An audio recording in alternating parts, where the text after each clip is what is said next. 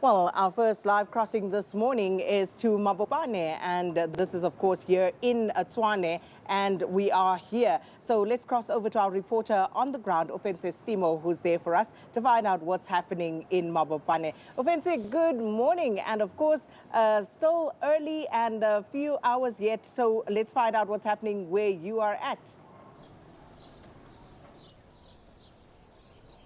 Thank you very much, Sakina. Well, we're coming to you from Readiness Primary School, which is in Mabopane, Block UX, it's in Ward 22. And the reason why we are here is because this area has been red flagged as one of the hotspot areas that could be prone to actually some crime that could happen, because as you remember, this is where Tshepo Motawung was actually murdered, as there were some political tensions within the ANC as people were actually contesting to be nominated in order to be ward councillors. But as things stand, it's very quiet, and for it being a hotspot, we actually haven't seen any law enforcement agencies as yet. We know that the voting stations are opening at around 7 o'clock.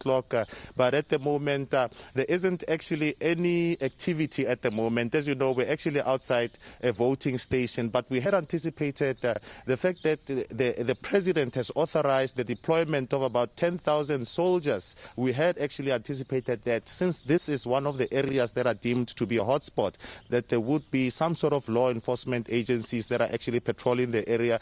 But since we arrived here about an hour ago, just driving around to see what is actually happening, so that we can sort of give you a comprehensive report as to what is actually transpiring, is that we haven't seen any law enforcement agencies as yet. And the police minister, Begicele, had actually explained that there are some criminal activities that are actually being recruited into politics in order to intimidate some of the candidates who are actually not abiding by the scrupulous means of actually getting tenders. It initially started out as a business forum where they would approach contracts and actually seek about a 30% of whatever profit the contractor would be getting, either from streets that are actually either from tarred roads or from buildings or anything like that. So from that on, apparently they're saying that there are links to the criminal world, which actually makes sure that the outcome of tenders actually favors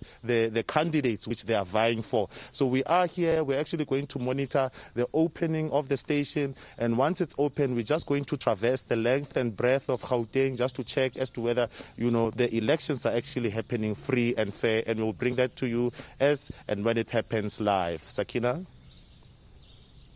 Well, thanks so much, Ofense, and of course we'll be checking in with you later on as well. And as we said, it's Radio Me Television. So, of course, next we're going to, I think it is Mpumalanga. John? Yeah, you're listening to SAFM and you're live on SABC2 as well. Good morning to you. Next crossing, let's go to Nonhlanhla Jele in Ermelo in Mpumalanga. The town falls under the Lingwa municipality. Good morning to you, Nonhlanhla. What's happening in your part of the world? Good morning to you and to our viewers at home. You are indeed correct. We are at the Msugaligwa local municipality, which actually falls under the Garsibande district municipality. But as you can see behind me, police are actually being addressed, and they're being going to be deployed around some of these voting stations that are around Garsibande. But this is one of the voting stations where we're expecting to see people coming in. But at the moment, nothing much is happening. There's not much activity, only police cars and deployments that are taking place in this area. But as mentioned before, we are going to be going around Garsibande just to check some of these local municipalities, Msugaligwa being one of them.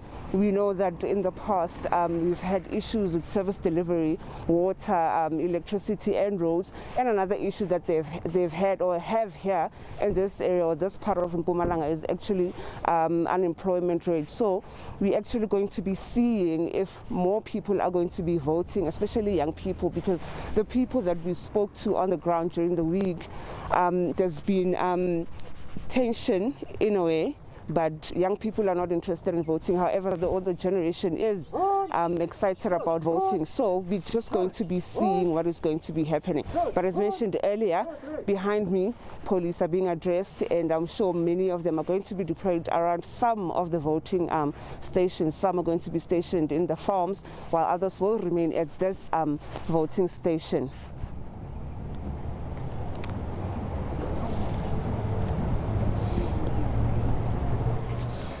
Okay, let's go to our next protocol. Leanne, I believe you have the details of who we're getting next. Yeah, indeed. Now we move over to the highly contested Nelson Mandela Bay Metro in the Eastern Cape. This is where Kim Daniels is monitoring developments for us.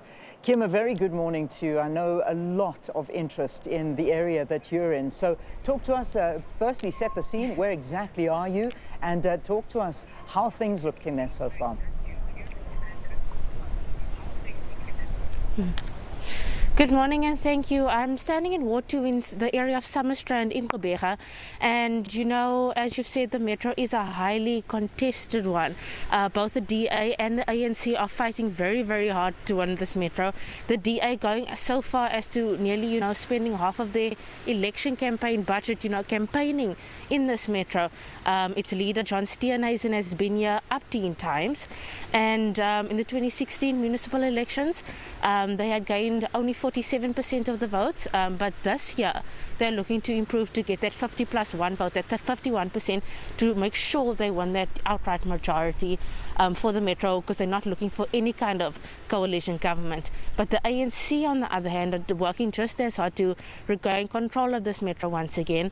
In 2016, they had won only 40% of the votes. They had won most of the wards, but their PR vote was very low due to turnout. And you know that 40% only translates to about 50 seats in council, and that is obviously too little for the majority being the 61%. In the past 2 weeks, their leader, President Cyril Ramaphosa, was here twice at least in the space of 2 weeks. And his message was to the people to come out to vote so that they can win that majority for the metro. But it's also quite interesting because, as I said, I'm in Ward 2, and this is a very strong DA ward. But in the same ward, NMU is situated here. And as we know, the EFF has also, won NMU, and the support is quite strong over there. I'm not sure if that's going to affect votes at any time or at all, rather, but you know, we'll see how the day goes and how the voting progresses.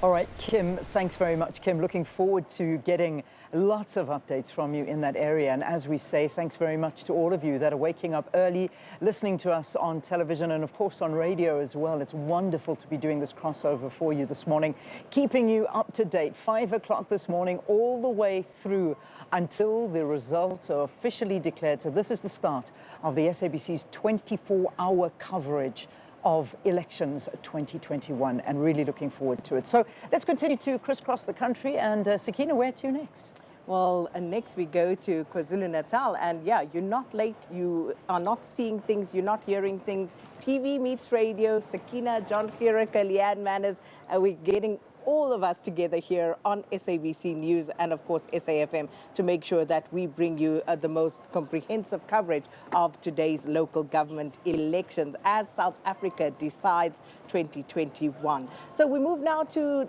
Newcastle in KwaZulu-Natal, where more than 2,900 of the more than 181,000 registered voters cast special ballots at the weekend. Our reporter there is Vusi Kumalo. Let's find out what's happening. Vusi, good morning to you. Where exactly in Newcastle are you, and what are you seeing at the moment?